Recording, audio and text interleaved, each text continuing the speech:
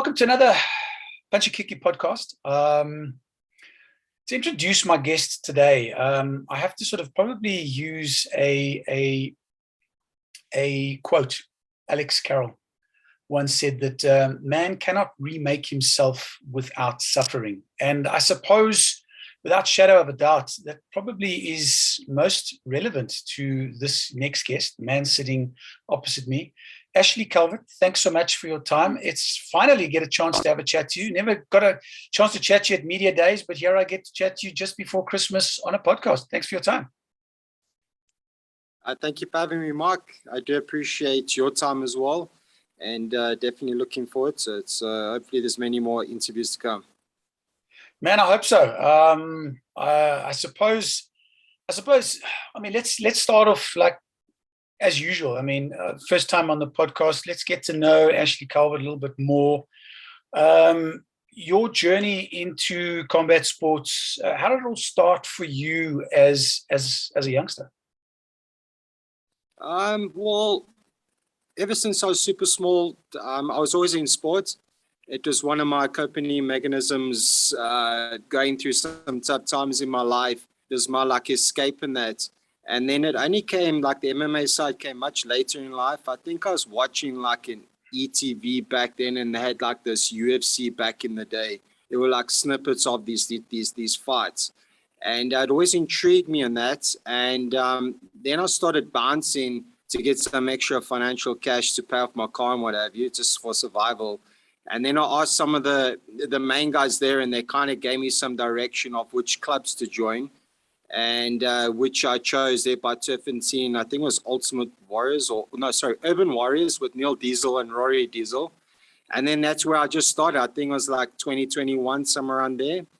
And got hooked. I think I actually stopped pushing weights. I walked in there at 94 kilos because I wanted to get into the bodybuilding side, and I literally just put down the weights because on the jiu-jitsu side, guys just folded me. So it was really quite an intriguing thing to learn this art. How can these small guys manipulate me so much? Because I think in general, our mindset is the bigger you are, the stronger, the harder you are.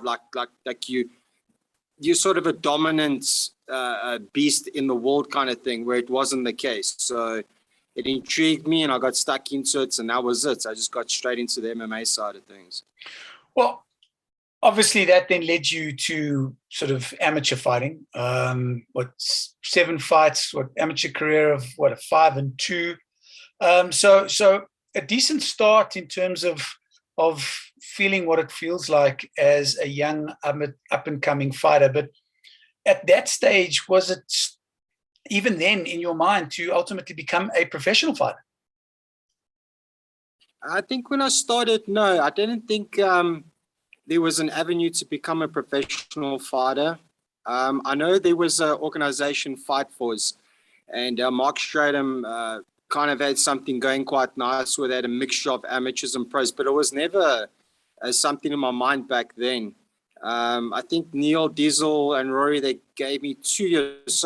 So it took me 2 years just to get my first amateur fight. And then it was just about enjoying it. That's really what it was. It was just that competitiveness, being disciplined, which I love. In any sport, you need to be disciplined, and that's what intrigued me. But it was no mindset I'm going to become a professional and change my whole lifestyle, working-wise as well. So, I mean, I left the bank to go into full-time MMA and do a bit of personal training. So it just shows you how things have changed along the way.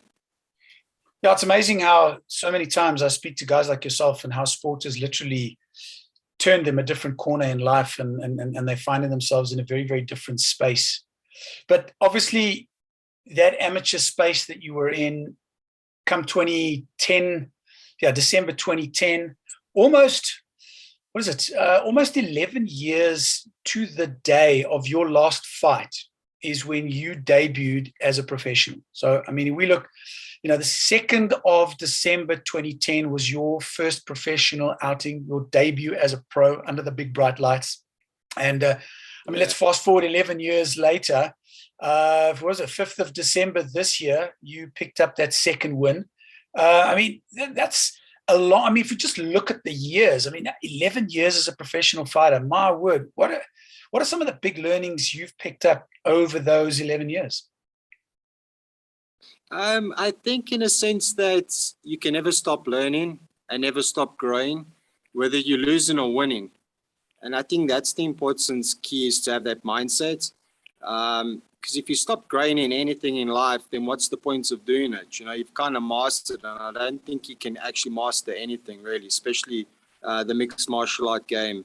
So, and that's one thing that I really loved about it, because I'm ADHD. So, you know, everything's alive, and there's always constant learning and stuff. I'm some guy in the opposite end of the world right now. He's figuring out some Brazilian jiu-jitsu move right now, you know. So you always got to keep on your toes and keep growing and keep learning, seeing what other guys are doing, what's the trend of training. So it's just a never-ending journey of growth, and that's pretty much my mindset. Is you can learn from absolutely anyone, even if there is a individual in the gym, it doesn't even look like he's fought a day in his life, and if he says or she says, you know, you drop in your hand, then they must be seeing something, you know. So that's just my mindset. I'm very open-minded, humble in that, and it's never stopped growing, and that's my attitude in anything, to be honest, when it comes to the mixed martial arts. Well, I think you are the epitome of what you've just said there now, and I mean, a lot of guys say a lot of things, and you look back and you see and they go, oh, do they really believe it? But what you've just said now, I mean, I look back at your career now. I mean, those first 5 fights, you took those first 5 fights in the first 2 years as a pro. Unfortunately, hit the 5-5 losing skid. And then you took off 2.5 years, around about 2.5 years. You came back, didn't go according to plan. If I may ask, that 2.5-year break after that 5th fight and before your that 6th fight, was there mind shift? Was it a work thing? Why would you take off such a long period of time, especially, you know, I would assume at that time you're wanting to get that first win? Yeah. Well, I think, I don't know, maybe it's just a part of my life where I just kept going through trials and tribulations on my personal side. It's never been an easy start, but I'm always up for challenges. So I can't really remember dates and everything, but I'm sure it was quite a rough time that I was going through, which kind of opened up some doors, a doorway for me. I think at that time, actually, my wife just reminded me, I think at that time I actually snapped my Achilles tendon. My right Achilles tendon, which took me about 3 years to get back in. I think that's that gap that you're seeing. So once again, it was always trials and tribulations I was going through. So that was one of the downsets, was an injury, and it's quite a lengthy recovery and learning how to walk again. And then the mental aspect to switch, that you can use the leg, move around, kick with it. So I think that's the period of time that you're speaking of is the injury. Yeah, thanks for that. I mean, if we look back at those first 6 fights, I mean, tough time for any fighter, especially someone that's taken that decision to turn pro and to literally, hopefully, turn this into some form of revenue generation for you and your family. What are some of the thought processes that are going through you as an athlete? You know, you go in, you fight in your debut, you lose. Second one doesn't go your way. Third one doesn't go your way. And so it goes 4, 5, you get to that 6th one. And I suppose after that Achilles or that injury, you come back from that injury, you're feeling ready to do it again. You've had almost a 2.5-year break. You come back in, you've worked on all that other stuff. Hopefully you're going to snap that 5-fight skid and bang, you get another loss on the record. What's the mindset like, you know, and particularly for yourself and for those that are listening and watching out there? What are some of the things, the demons that you have to wrestle with to get through all of that? Yeah, it's a difficult road when things don't go your way. I think your support structure is super important. You don't need a big crowd around you, but just that one person can really assist you in helping you get back up on your feet. And that's, I think, as my journey has gone, I've had a very small but very strong support structure in friendship and that, which kind of motivates you to get back on your feet when times are tough. You go in there obviously with the high thinking that you're going to be the next best thing, and your first fight goes and it doesn't go the way and you lose. So you just kind of think, okay, fine. It's one of those things. Let's try the second round of a fight, and then it goes again like that. So your demeanor starts dropping as you're going on. But I guess it's just a specific drive. I mean, if I can breathe, I can keep fighting. I still see a bigger picture. I'm capable of doing things using my body. There's some people that are in wheelchairs, for instance, and they dream of just walking, for instance. So those kind of mindset shows that it's a privilege to do what I can do, just a normal daily activity of walking. So there are many people go through many hard battles that just don't give up. That kind of battle of losing, it's not really that big because you're going to still live the next day kind of thing, So why would you want to give up? I mean, if it's a passion, it's a drive, get back up on your feet the next day and go at it again, As I say, the support structure on the sideline helps a lot because in your mind, you start talking to yourself and you start saying you're not good enough, you're not worthy, all those negative comments. But then you have that positive influence that says, no, but you're good, I mean, on the match, you're really a beast on the match. You're a high competitor. You can challenge for a title and so on. And that kind of, brings you into a positive side of things. And you say, okay, why not? Let's go another one, But it was quite a few that I wasn't successful on. But it is what it is. I still enjoy it. I don't regret it. So it's just one of those things. Just never give up. That's one of my little hashtags, is just to never give up no matter what. Circumstances might be bad, but the Lord can change your life in like an instant. And that's what he's done to me now. And I'm 2 up now, and I have a beautiful wife and family. My environment is so much better. It's more healthier. So if I gave up then, I would not have what I have now today. So it may seem dark and gloom now, but the lights at the end of the tunnel will come. The Lord will redeem you in your life, and you will reap the blessings he has for you. And my time is now, wasn't then. But my character's stronger, I've remained true to myself. The spotlight hasn't changed me or corrupted me. So I'm blessed. I'm blessed. Ashley, I just want to tell you something. If there was anybody listening to this that woke up feeling really crap about themselves, really not wanting to understand how they were going to get through a day, if they just listened to the last 2 minutes of what you just said, I mean, if they don't take motivation from that, if they don't get hyped or amped by that, then I suppose nothing really is going to amp them, because I think what you've said probably encapsulates these times that we're going through. We've just got to keep our head up. We've got to almost just put one foot in front of the other. There are many people out there that are far less privileged than a lot of us in terms of, like you said, in wheelchairs, can't walk, can't use their bodies, can't lift their arms, etc. And here we are being able to do a whole bunch of things that they can't, that they just wish they could do just for 1 minute. So for that, thank you so much for that. I think as inspirational, as motivational as I suppose anyone can ever be. Thank you.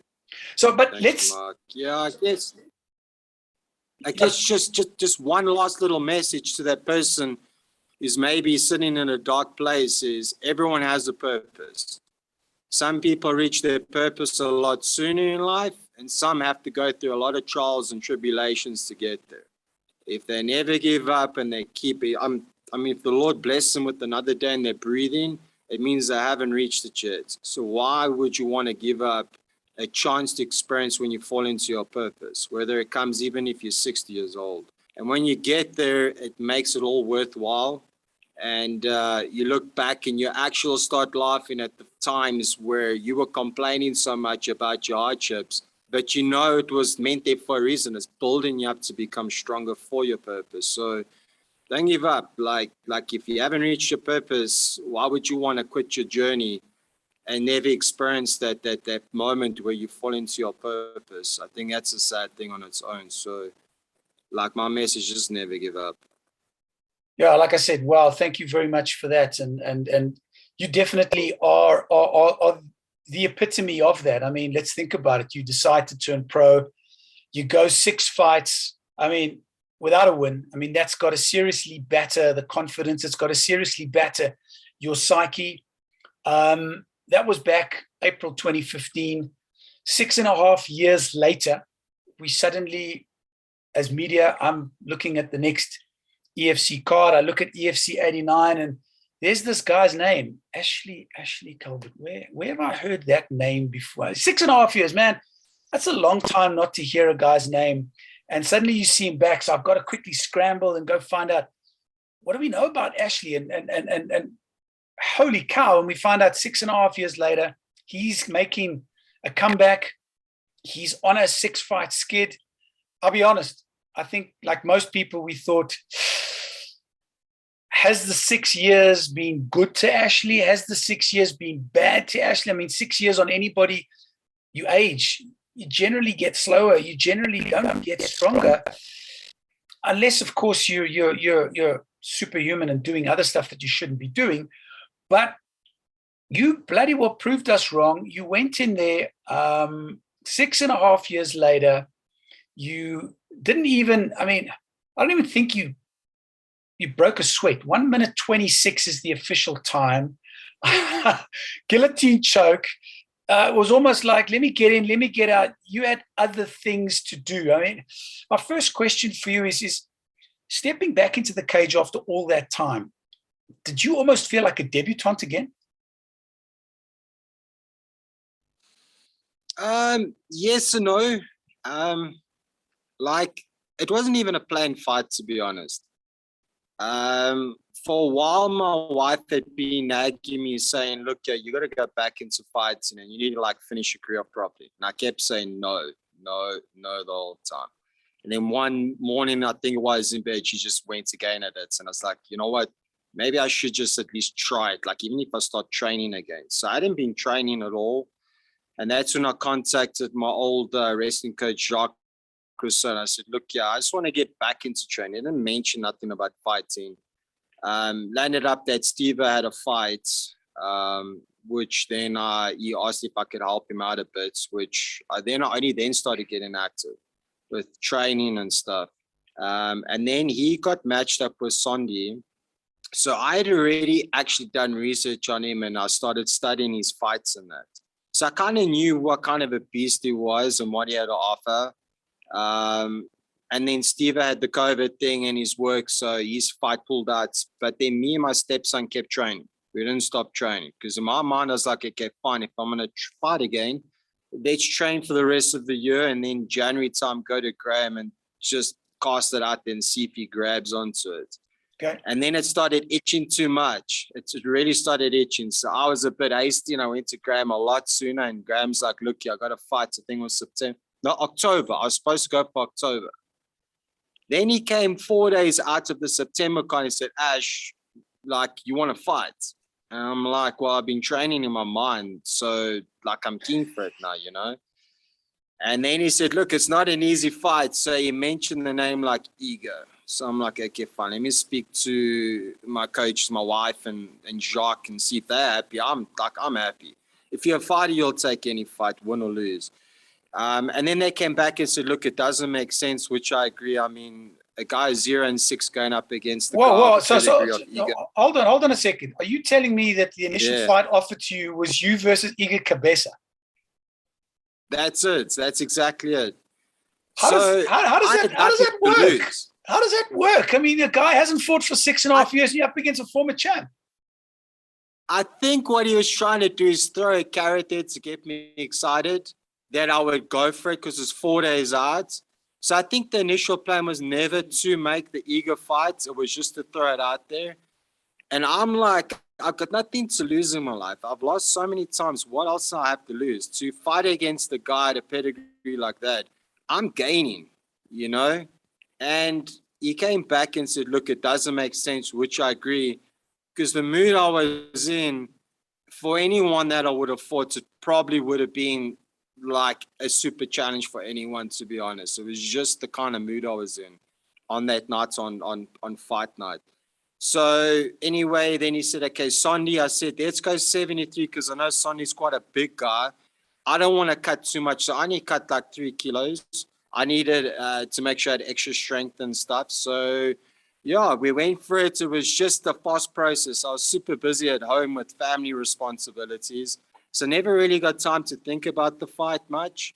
And I really kind of knew what I was in for with Sondi. So we had some few points to look at for me to take him down. It was always a game plan to take him down. And then it was just like I was game. On that night, I think I was warming up for like 2 hours and I just wasn't stopping. I think when you've been out of something so much that you love so much and you realize what a privilege it is to be there, you're going to go as much and like as much as you can, as hard as you can. So apparently it was a quick walk into the cage. I didn't even remember that part. I thought it took forever. I'm bouncing up and down, just staring at Sondi. I see his eyes start changing slightly. So I realized through experience that the lights and the people is kind of affecting him, not me per se. So I knew he had some nerves. So I thought, let me just kind of suss him out as we touch gloves, because I was looking for his right. He did surprise me opening up with a lead body kick, even though my wife said, look, they're going to go for your body. Wade Groth, Elena Lunga, they both knocked my wind out. So they're going to go for that. And he kicked me. Old memory came back with those old fights. My breath went out. And then you see my eyes change. And I was like, I'm game. Took him down off a kick. Did a spin. I don't know what he did. He tried to pick me up. I just hung on. He took me down. I was like, he's actually taking me down. And during that transition from lying on my back to turning over into tying up his legs, I somehow tore my shoulder. So I realized like I can't strike this guy now. Now I've got a left shoulder that's torn. And as he got up, I just saw his neck. I think it was like the light just shone in that area. I grabbed it and I was like, I'm not letting go. I adjusted it a little bit. And it was a quick tap. It didn't feel real at that time because it's never happened to me like that before in the EFC cage. And then I just realized what happened afterwards and I just went crazy. I think I even headbutted the cage. I acted like a clown, but it was just so much emotions that just came out. So it was a super fast fight.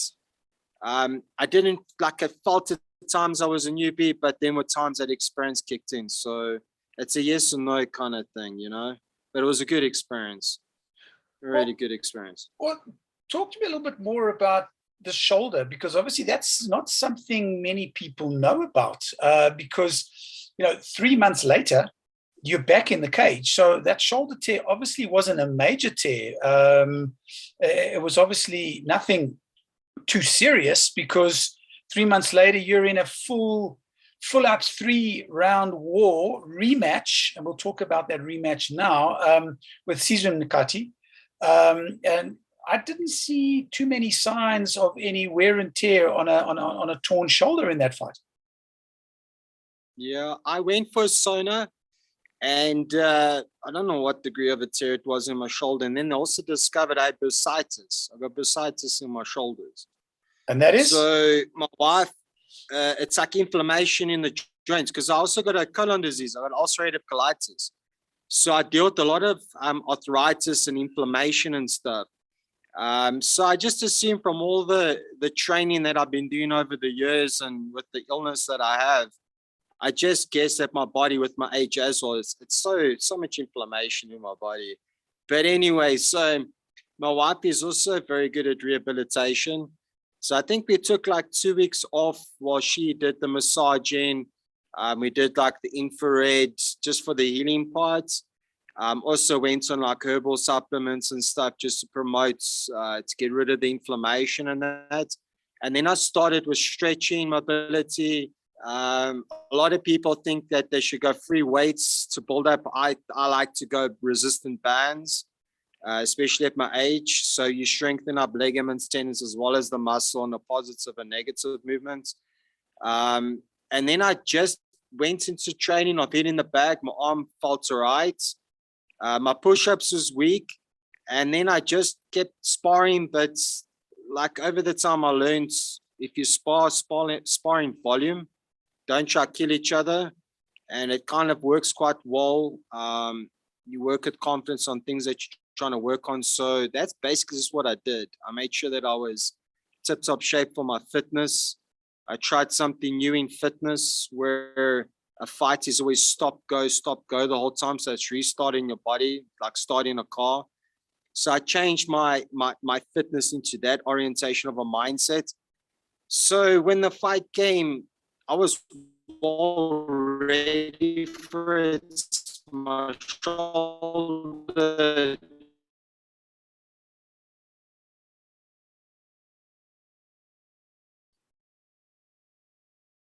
from his kicks, and I was blessed back to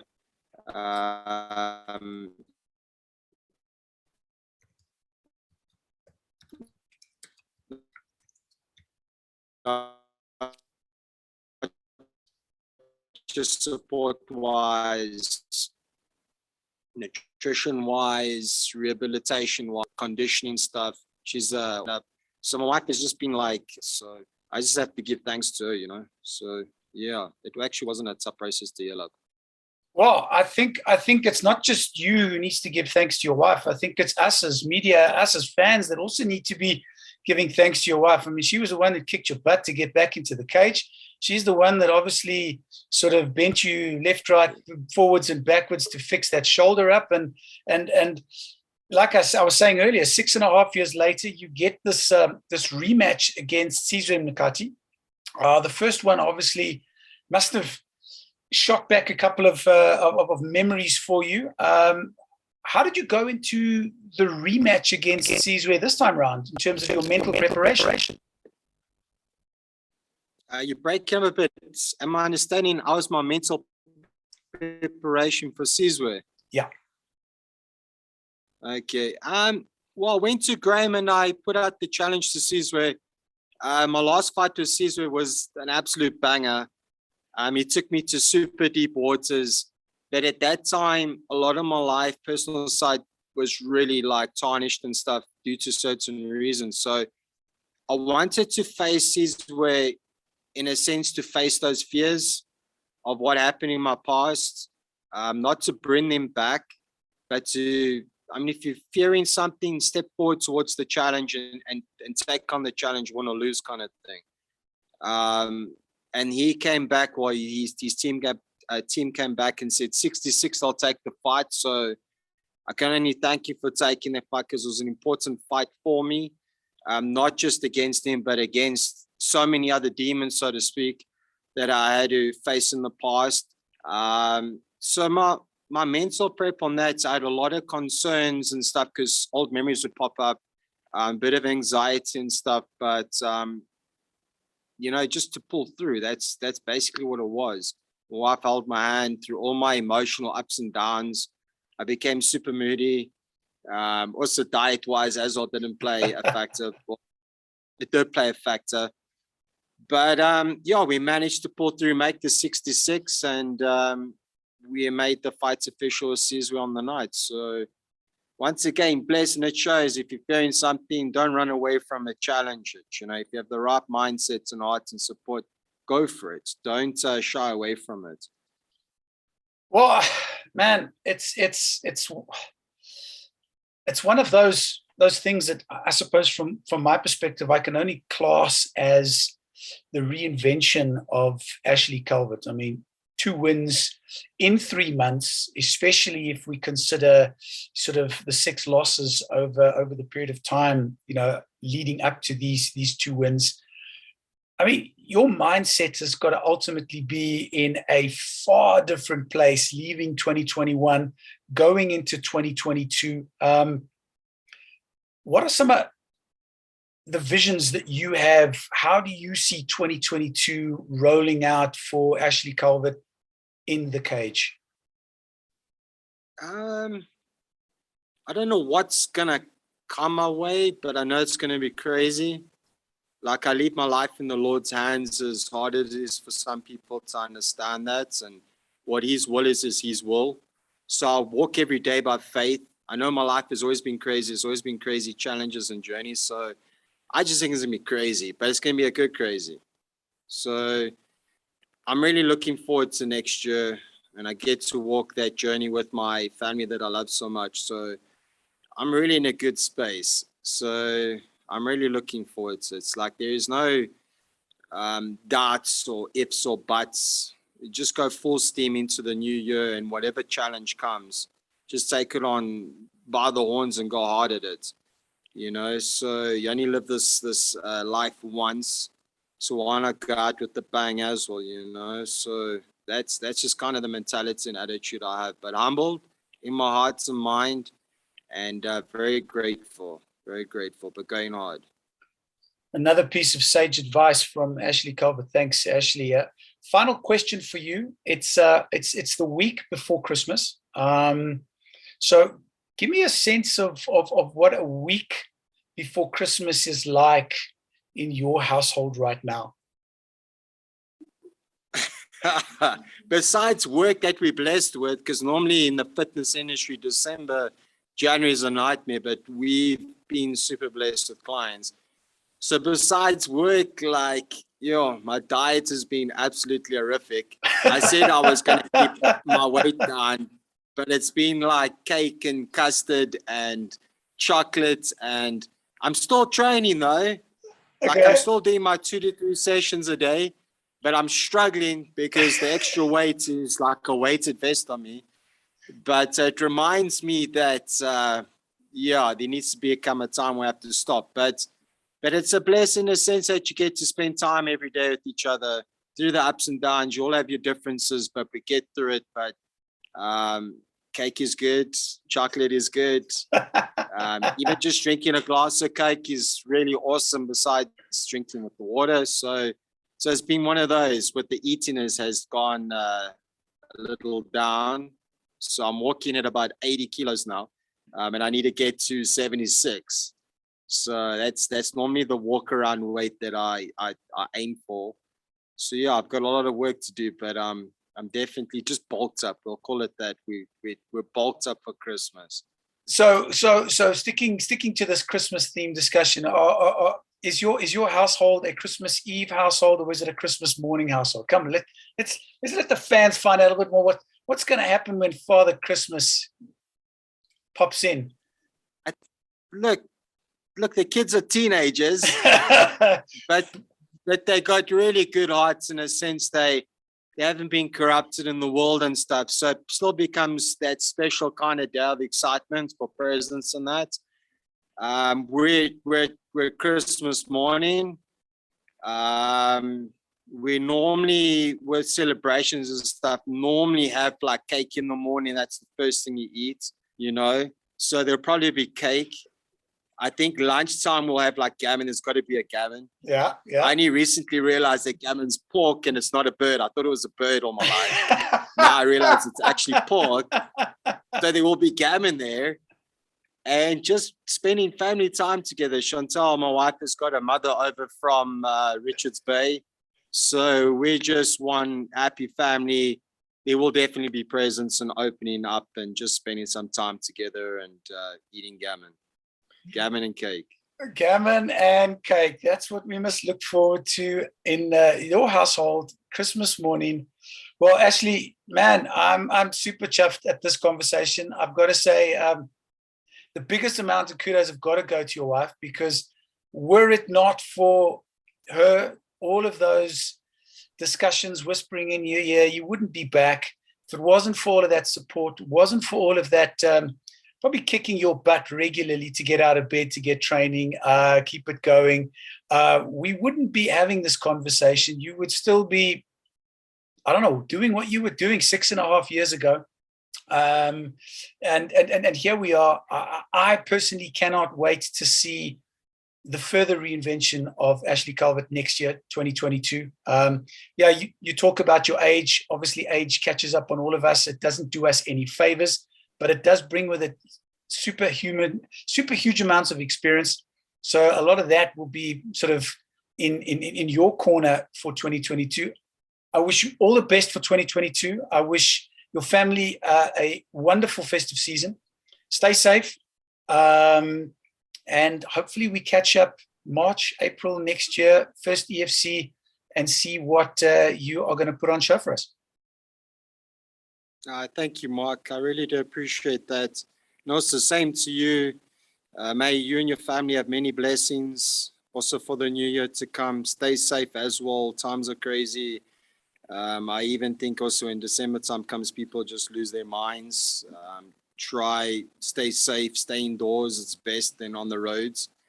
And yeah, definitely. Hopefully we chat next year, March, April. Hopefully I can get a fight sometime there. Hopefully it's a good fight on main card, and we get to chat soon. I just want to mention one thing. As much as my wife is lovable, if I was in that cage and I was acting soft, she would probably make me walk home. So that's also my motivation. My motivation is that if I'm too soft in that cage, I'm walking from Sandton to Pretoria, Rudderplat, and it's a far walk. So I'd rather just go out there and stay strong at heart and never give up on that. Well, then, off that knowledge, I hope Santa brings you a set of comfortable shoes for your next fight.